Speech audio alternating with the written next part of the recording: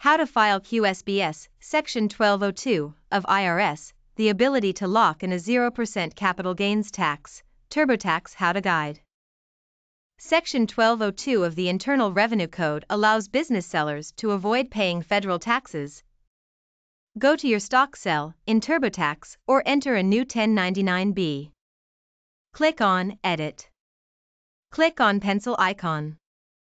Select Stock Non-Employee. Click on Continue. Select This was a small business stock. Click on Continue. Select I don't want any changes. Click on Continue. What kind of small business stock did you sell? Qualified small business stock 1202. Click on Continue. Enter your total gain. You can deduct 100%. Click on Continue.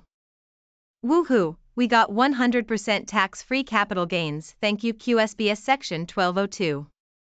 Thank you for watching. Create free, AI-powered how-to guides by visiting Kim Avi.